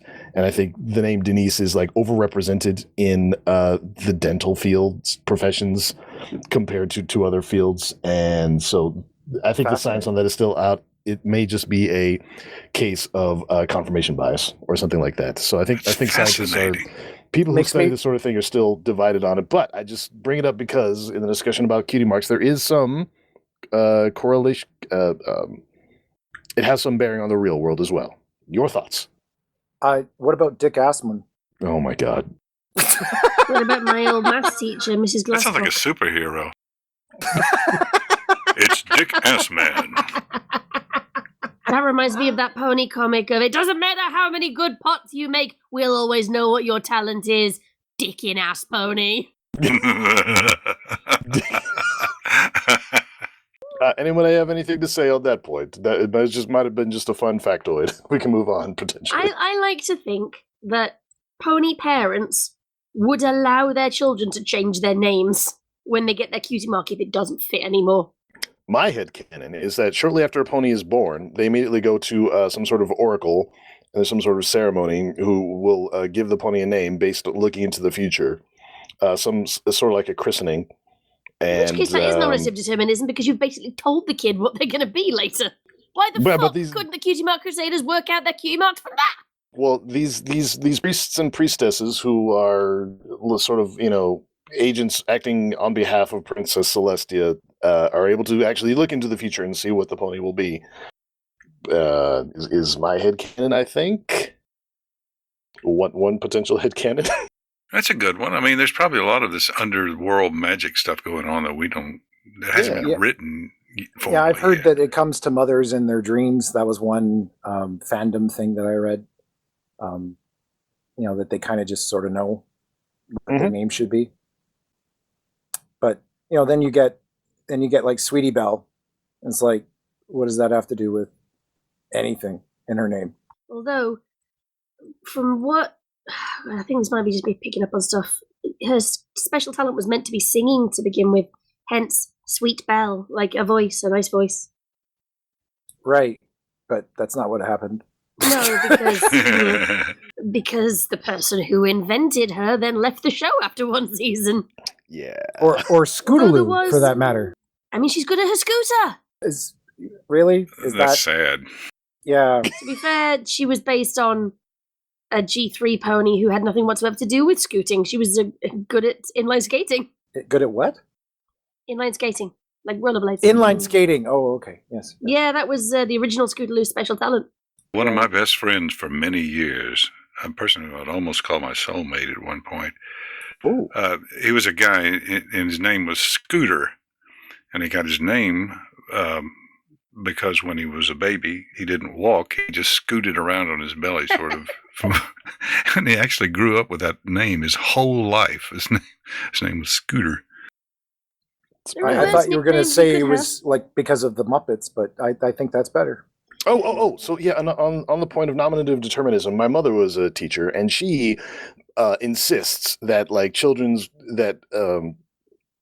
behavior correlated very strongly with the name. So any variation of demon, like Damon or Damien, or any of those were always had terrible behavior and so on.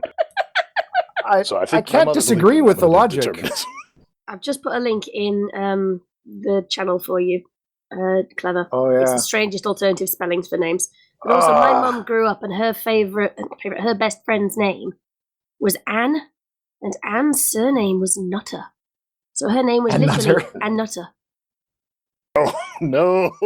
I grew up with And a it wasn't Michael even Hunt. Anne with Annie; it was A-double-N Nutter. Wasn't that wasn't Ann Nutter literally a character in there was a BBC audio drama, oh god, Might well be, but I just knew it because it was my mum's bestie growing up. the Discworld guy. What the fuck is his name? Terry The Pratchett. Discord guy. The Terry Pratchett. Thank you. The Discworld, not Discord. Oh, Sorry. I'm sorry. I thought you said It Discord shows guy. Terry how in Pratchett. tune with you I am that I knew what you meant. Oh my goodness. Right. And just looking at the badly spelled names. This one. Ecstasy. Ah, Oh no! That's a bad that's plan. like a dead Stacy. It is. Mary, didn't I last weekend I was going through like the worst names in the US with you? Yeah. Yeah. Oh, fuck. I'm going back through because I remember some of those. That these are names that were used in the US like this year. Fuck. Where's the list? Scroll. Okay. Agnes Nutter. That was her name. I looked it up. Agnes, Nutter you're was, right. Agnes Nutter. Agnes Nutter was a character from Good Omens, written by Terry Pratchett and the other Neil guy. Gaiman, yes. Yeah. Yes. Oh my god. Chemistry. I grew That up was with it. Chemistry. Khemistry. Oh. That's a name that got used this year. And Matrix. Oh no! And Menorah. And Theory. And Viper. Oh And no! oh no. These are all ones I'm reading off because I read them with you. And Trophy. Ugh. And Ethnic. And Foreign. What? And it gets better. Cope. Beige. Cage. Beige? Beige is a kid's name. Like, that's a boring color. You gotta hate your kid to name them beige. Arousal is a kid's name. Oh Really? no! Fucking hell. Hannibal.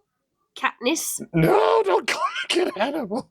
Well, True but, love. I mean, Truluv. True love. In case, if nominative Sparkle. determinism is real, you definitely should not name your kid Hannibal. well, but it might be Hannibal who crossed the mountains, not Hannibal Lecter. Couture. Not anymore. Couture. Not anymore. Uh, Oh Right, my I'm sorry. goodness. Look, Yes. we should- Sorry, we that's should- just. Probably should stop talking about this. I agree. I'd be happy if we did. We can move on Yeah. from nominative determinism. Where's our de facto narrator? He's the one who Moderator? caused this. This is all my fault. You can blame me. I failed you all. I'm sorry. You sent us down this rabbit hole, or should I call it a beaver No. dam? Right, okay. Oh no. Ilya, what is this? I don't understand patient confidentiality. Okay, I was throwing in some points because it didn't look like there were a lot of points loading up. So I said, well, I'll try some of these that are interesting. This has very little to do with the story, but it did mention patient confidentiality. And there's a couple of things in life that I don't understand. And that's one of them. I'm sure there's reasons for that, but I've never given a crap what anybody knows about my medical history. I wonder why it's so important. May I speak to that? Sure. Maybe this has to do more with smaller communities. I don't know, but I think it's important because it's no one else's business what my medical history is. Well, no, but and it can have a lot of effect on your life if people find out certain things. So, for instance, I decided to come clean. Not come clean. That makes it sound like I did something bad or wrong. But I was very forthright with a former manager of mine about some difficulties that I'd been having with my health. And I wanted them, because they were new in their position coming in, and I wanted them to have some context to understand where I had been in the last couple of years. and how I really felt that I was working on an upswing from a time of poor health. But it had the exact opposite effect. Instead of being understanding and being sort of part of a renaissance for me, I ended up having my responsibilities further and further removed and given less and less desirable opportunities. And I'm fairly confident that it's as a result of his view of my capability, as a result of the conversation, along with the fact that he was a shit human being. But so lesson learned for me that sometimes full disclosure isn't always a good thing when you're dealing with shit people. And well, it just seems awfully black and white. I mean, I can see that there are some things you wouldn't be able to, but patient confidentiality is just, it's just straight. You can't tell anybody if you've got a runny nose if they don't want you to know it. And I think this goes to the fact that there are just some that no one knows where the line is, and they don't trust people to use critical thinking. And so they've just said, you know what? Nobody needs to know this. If you want to disclose it, that's up to you, but it's not up to anyone else. And it kind of makes sense. I mean, I think that makes sense to me. You're not the one that's allowed to say anything about it. It's my decision if I want to tell people, because I understand, or at least I have the autonomy to have to deal with the fallout from that, if there is any. So I don't know if that helps you or not. I don't know if anyone else wants to jump in. Yeah, it does a little bit. I mean, for me, it seems, I don't know, hyper-focused, I guess. I think it also matters just how much your life depends on other people, right? Like, if you're extremely self-sufficient, then, everyone can go fuck themselves and, whatever. Like, you don't care what they know, right? But if you're highly dependent upon, public perception of you, then it becomes even more important. And so if you live in a job where you're at the mercy of public perception of you, then it becomes even more important to have that level of privacy. That's where I go with it. There are probably some instances, though, where it's best if people know. And Agreed. Hiding it might be detrimental to their health. I could see that being some circumstances. Well, I don't know. It's just a curious point to me. Anyone else want to weigh in on that? I kind of jumped in on that. There's not much to it. It doesn't really belong in here, I guess. It's just a curiosity. Sometimes the best discussions are ones that come from slightly left field. Ilya, the next point's yours as well. Silly Luna. What? I just want to point out that Left Field is a great name for a podcast. It's also a great name for a pony. True. Ooh. And so is where that pony came from, left inner field. Right? Came out of left field. Oh, but that's a tragic backstory. She was actually abandoned by her. Everybody thinks that she's really good at baseball. In actual fact, she was Oh. abandoned as a child. Oh. And she has lots of kids that all came out of left field. Yeah. Right. Sorry, Ilya. Silly Luna? Are we on Silly Luna now? We are on Silly Luna. What is this about? Okay, well, so there was this point in the story where who was this Cosmic Dust or something was complaining about Luna. Yep. And, he said, this is the dimmest star. And suddenly Luna says, no, I shall make it the brightest star in the universe. And I was thinking about, what if there was a planet orbiting that star? We're going supernova all of a sudden for no reason. Oh, my God. I mean, this could be happening all over the universe. That's a great question. She's a tinkerer just like you. I know. That's what I'm saying. Exactly. Hubba hubba Luna. I think I feel like most people agree that Spit it out, man. Spit it out. I'm sorry. I think most people agree that like Equestria is actually living in its own like pocket universe or something, or the way the sun, moon, and stars work are different in Equestria than they are anywhere else. There's not really a real universe out there. It may actually be that there's actually a celestial dome, and it's a whatever the Earth Central model is called. I forget what it's called. Geocentric model, and so on and so forth. And so it may. So they're just pretty lights in the sky. She may not actually be doing genocide every time she moves stars around. It may actually be a dome with lights poked in it, like people used to believe. I heard one where she doesn't actually move stars around. She makes the view of the night sky. So it's less about heavenly bodies and more about what it looks like. She changes the physics of light. It's more like a grand illusion that you know. There is no sky. Essentially, like she makes this night sky however she wishes, and it's not necessarily a reflection on physically what's out there. It's just what it looks like. So it's like a giant glamour. This is more or less what flat earthers believe to be true. So. Well, I more met like a flat universe. earther. And Who he is? lives down the road from me. There's a flat earther on my street. Oh no! He's fucking weird. I was just putting the bin out, and my dad was painting my front step because I called my dad for help, but I can't do something, and he's like, "No, I'll come and do it." And this guy decided that my dad, being clearly of the same age group, would clearly agree with him. And I'm like, "Oh, for fuck's sake, please no, Dad, please no." Luckily, my dad believes in aliens, but does not believe in flat Earth theory. Well, And this guy your dad has went sense. mental cakes. He got really angry that we didn't believe it. It was quite threatening. It's like, what the fuck?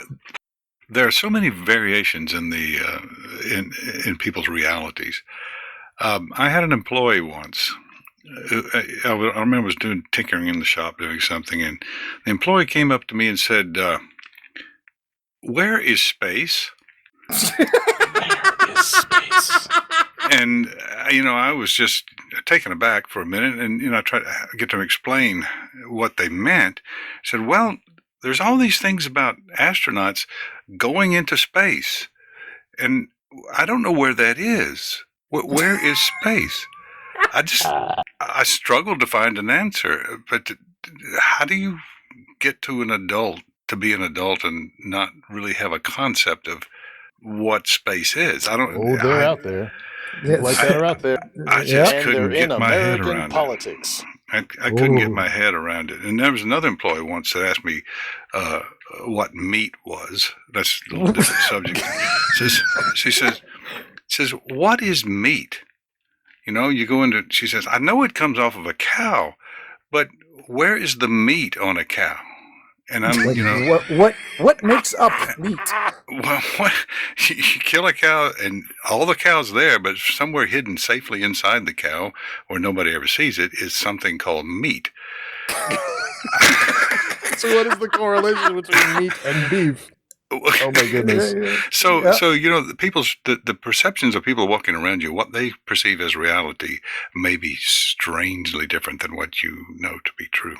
Well, you got to remember that IQ is a bell curve, and half of all people are below average. Think about how dumb the average person is, and then realize that half the people out there are dumber than that. Yep. Yeah, George. Pretty much. George And also, yes. they found recognize that it.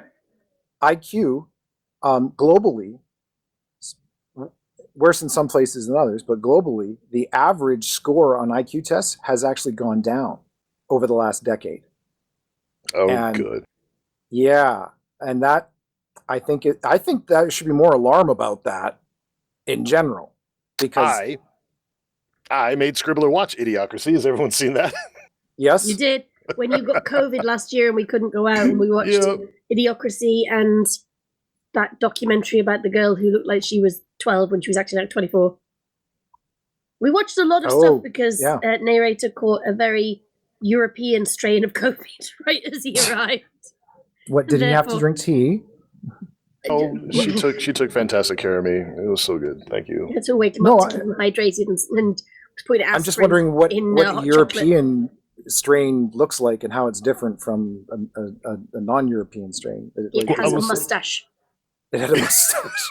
There are lots of mustaches in North America, I'll have you know. Not like European mustaches. I can't say that I have observed enough to know the difference, so I'll take your word for it.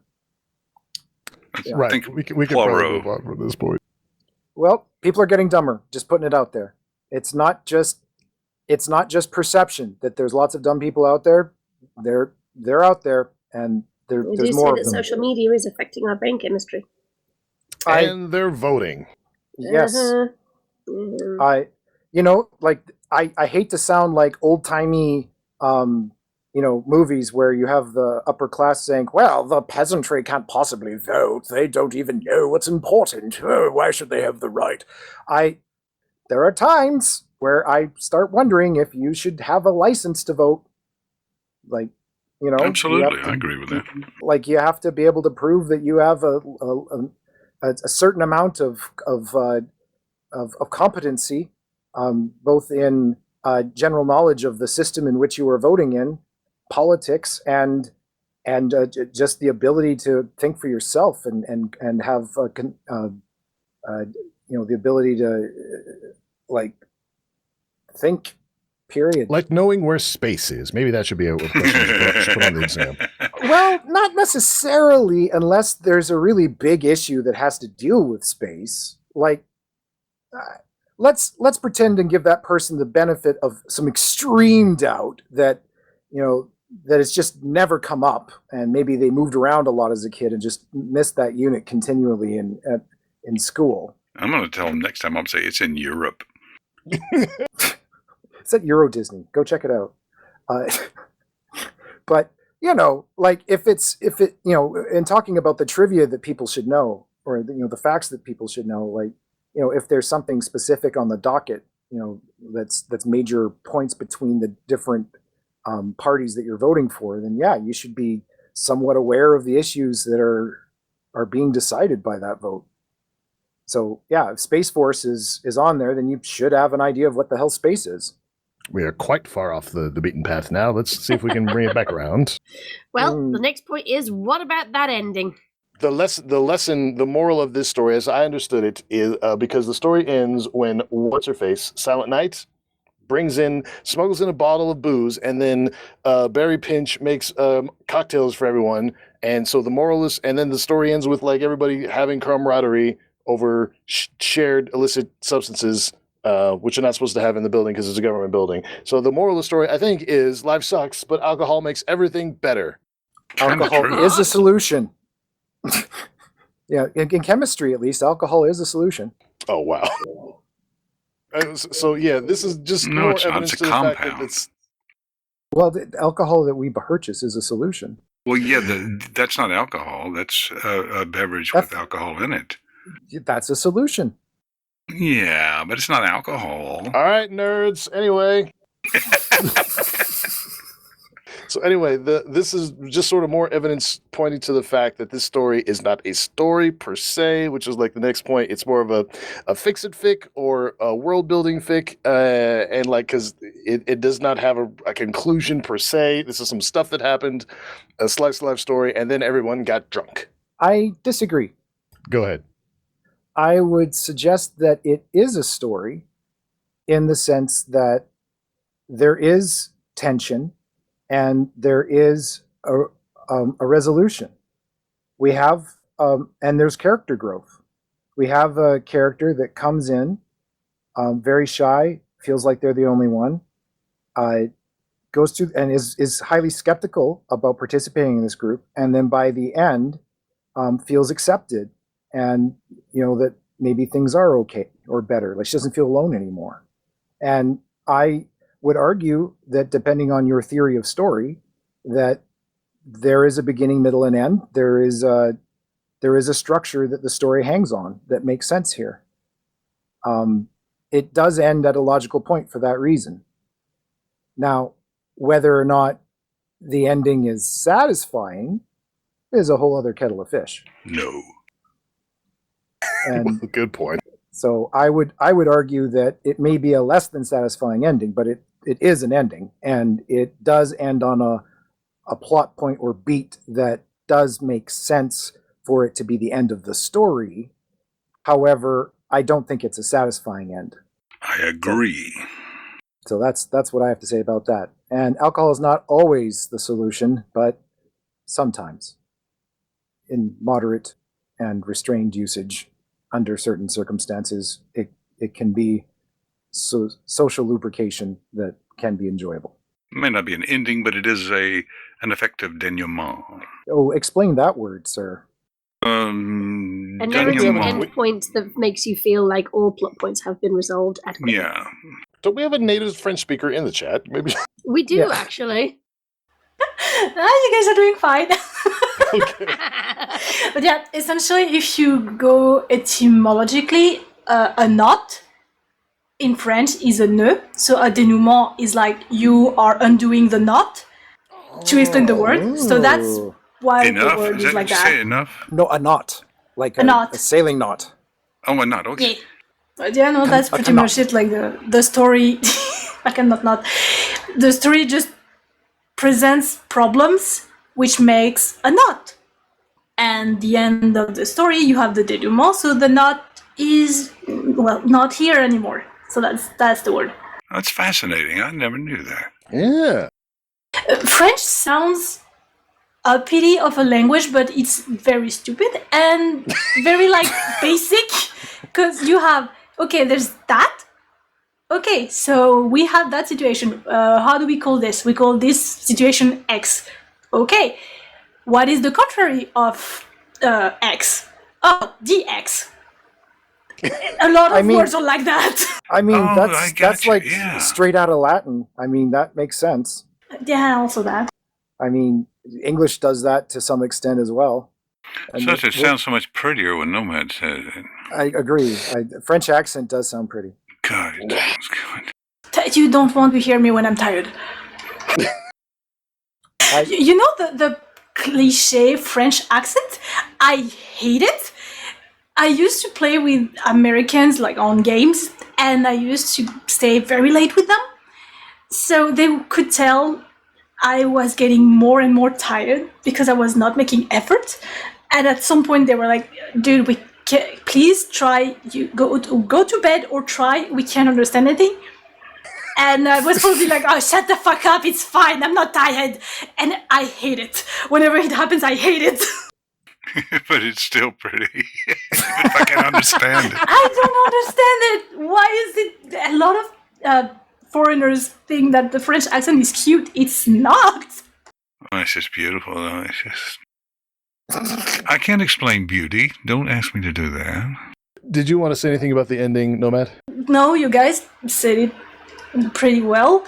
Like, it's an ending. It's not satisfying, but because at the end of the day, there is no solution. It's just, it is what it is. Roll with it. Pour a drink. So I guess she's not, no, it's not Minuet. I forgot everything. Harmony? Melody. Yeah. Melody. Melody's not alone in her whole problem, so at least she can cope better. But there's no real solution to the problem. Okay. Anybody else want to comment on the ending? Just me. I was unsatisfied. Like I said, cookies and steak. I wanted a little something more chewy at the end. I Like wonder meat. sometimes if stories might benefit from having an epilogue. I know that when I'm watching a television show or something like that, and it's the end of the story, I always look forward to the epilogue because it sort of, plugs all the gaps and everything feels good. So maybe that's something that other stories can benefit from. Hear that, authors? Plug those gaps so that Ilya can feel good. Ilya, you need to go to AO3 for that. What in the world are you guys talking about? Archive of our own, it's where all the sex fics are, therefore. That's the joke. Right. MP, I'm really curious. What the fuck? Why have you mentioned Mystery Men in the second to last point? Right. Has anyone seen the 1999 movie Mystery Men? Yes, I fucking love it, but I Absolutely. don't get why it's here. Well, I it's loved like it too. It's sort of like what they call a cult classic, I think. The people I've met who do like it, like really, really like it. Like Mr. Furious, like he should be a member of this group. 1 second. Let me try to remember all the characters. So it just reminds me. So we've got a group of people here who have like the loser superpowers, and like in the story we've got people that have like cutie marks that aren't good for anything. So I just thought there were a few corollaries. So I'm trying to remember the all the characters in there. You had Mr. Furious, who was actually, who was like the Hulk. He had crazy anger, but it was just sort of impotent fury. He couldn't actually do anything. He didn't get super strength or anything. He just got Really he angry. probably doesn't have a superpower. He probably just has anger issues, right? Farting guy, right? There's a farter guy, the spleen. And a bowling ball fellow.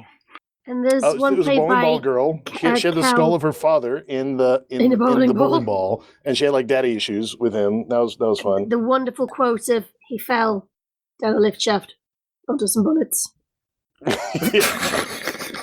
I remember that I had a really big crush on Janine Garofalo when that came she out. was. Yeah. Yes. She was so cute. She has aged really well. I hadn't seen her in about 10 You years. should look her up. But I swear this Kel somebody played the invisible boy, but he could only be invisible when nobody was looking. When no one's looking. Right, yeah. yep. And then the blue or whatever. Blue Raja, he could throw forks and spoons, but not knives. Yeah. That would be an actual superpower. That wouldn't work. And also because he said that the knife is an actual weapon and he didn't want to kill people by accident, which, based. But forks, yeah. But he was also voiced by Mo Sizlak. Yeah. Oh my God, it's Hank Azaria. I didn't. Oh my God. Yeah, it's Hank Azaria. Did you not realize? Wow. The man of 1,000 voices. I knew both of their names of their actors, but I didn't put it together. That's crazy. Yeah. Mouse Tavern. Yeah. Yeah, I'm the Blue Raja. I only throw forks and spoons over here. And the shoveler. The shoveler. Yes. Yep.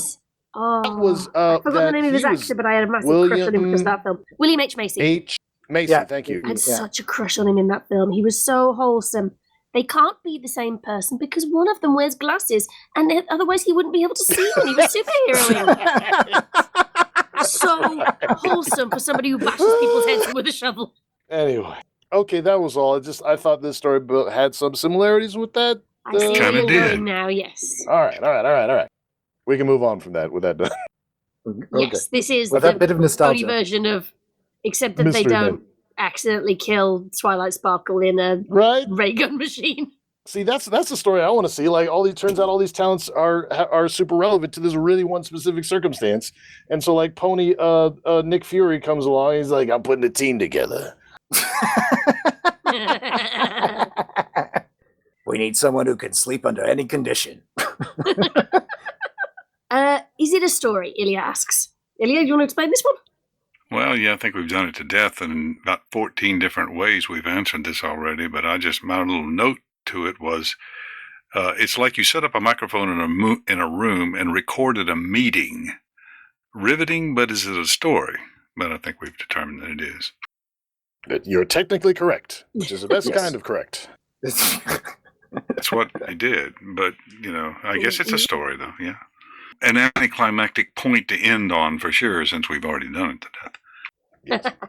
So, final thoughts then. I will start with you then, Ilya. What are your final thoughts on this story for anybody who might be thinking of checking it out? It's a lot of fun to read. I sat down and I was immediately sucked into the thing, and I went right on through, and then at the end it was like somebody hit me with a hammer. That's how we only end it, just hit you in the head. And that's the way I felt. So I really enjoyed it. I think someone would really enjoy reading it. Just don't expect to alter your life at the end. Clever? What do you reckon? I liked it. I thought it was funny. I don't know if we talked about it, but that scene at the beginning with the anxious people, that just killed me. I loved it.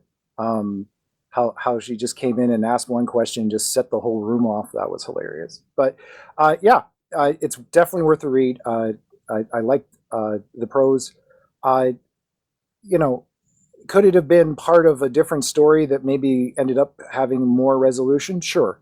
But sometimes life's not like that either. So, from that perspective, I appreciate what the author was trying to do here. I liked it. I'd read something else like it, and I probably would be willing to check out the author's other stuff too. Neighrator, what are your final thoughts? That sure was some stuff that happened. Definitely a story of all time. And the crowd went mild. Yay. That's all I have to say. Nomad? It asked a lot of questions about Cutie Mark. Not that satisfying, but overall it was fine. I think it's pretty good as world building. I'll be honest, I found it kind of meh, but then again, that's because I remember these stories being so prevalent, so that's entirely a me problem. If you were not around in early fandom and don't remember those times, you might really enjoy this. Which does lead us on to the name picker. Spin that wheel. Spinning the wheel. Oh. It is Ilya. Ilya, what story are we Yay! I was hoping I would get picked today. I have one I really want to do. Ooh. It is called... Which is why you didn't have it ready. Didn't have my brain ready is what it name. The name of the story is "Evil is Easy, Governing is Harder" by Fuck, I Aragon. remember this one. It's comedy, but it's comedy done very well, I thought. Aragon's a really good writer, and I did a reading of it, and I was very proud of it because comedy can be hard to pull off. It's a lot of timing to get it just right, and so I really enjoyed the story. I enjoyed making the audio recording of it, but I really would like to see what people thought about the actual story itself. So yeah, that's the one I want to do. All right. Evil is easy, governing is harder. I feel like Give a this is a link, Nightmare perchance? Moon thing. So next time, our story will be Evil is Easy, Governing is Harder by Aragon. Thank you very much for joining us. I have been Scribbler, and joining me today I had Nomad Flicker.